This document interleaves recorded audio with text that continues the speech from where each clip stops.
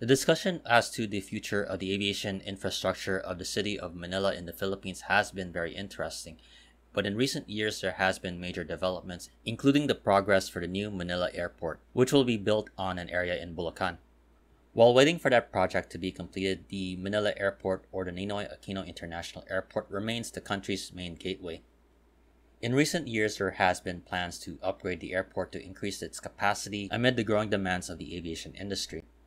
However, in recent months, as we've seen with the ongoing coronavirus pandemic, things have not turned out as planned, as the initial proponents for the Manila Airport Rehab project have backed away from it, and as a result, a new firm has been named to take over the project. Before going forward into the recent headlines, we have to take a look at the history of this proposal to rehab the Manila Airport. In early 2018, a group of 7 Philippine conglomerates formed a group known as the NAIA consortium. The NAIA consortium made a proposal to the Philippine government worth 345 billion Philippine pesos at the time for a 35-year concession period to operate and maintain the airport. Along with the concession period, the project had planned phases as for the upgrades of the airport, and while there were several other bidders, the Philippine government then initially awarded the group the original proponent status, which then led to further discussions as to the project. Since then, the project has been scaled back, with the concession period reduced to 15 years, and the estimated worth of the project was lowered to around 100 billion pesos. Fast forward 2 years after the initial proposal, and things have not turned out well in discussions between the Philippine government and the firms.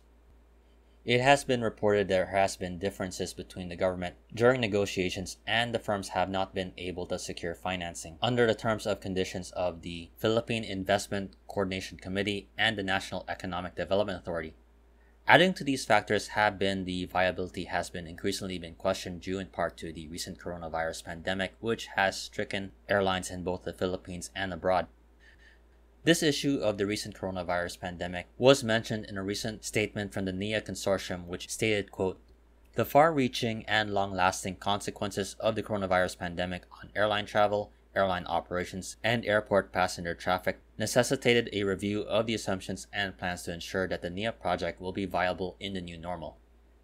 Things have further developed to the point that the government, along with the Manila International Airport Authority, have ended talks with the consortium, which as a result, the Philippine Department of Transportation revoked the original proponent status from the NAIA consortium.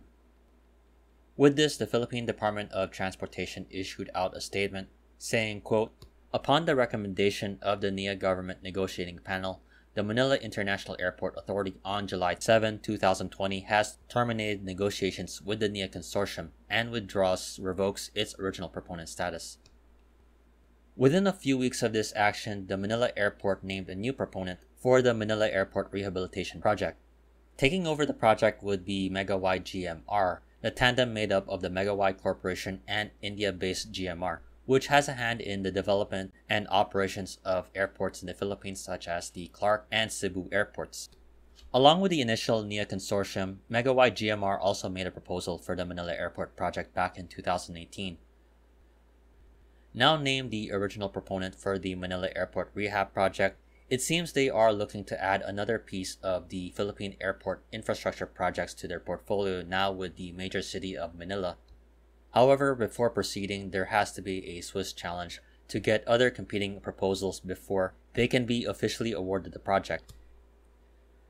This news is probably great news for Megawide GMR, which has been a prominent group when it comes to aviation developments through their work at both Clark and Cebu.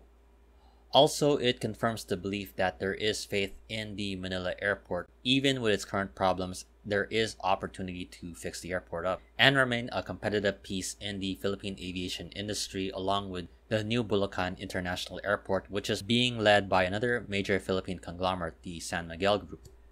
That mega airport is to be built and will be completed later on in the mid to late 2020s. The waiting period for its completion, along with being the most convenient option for travel to and from Manila, are among the reasons I still believe that this project is going to go forward. What are your thoughts on the change of firm handling the Manila Airport Rehabilitation Project? I definitely would love to hear your take on this. And in the meantime, I definitely hope you enjoyed this video. If you liked it, please like, comment, share, and subscribe. Once again, this is Flights in Asia. Thank you for watching and have a great day.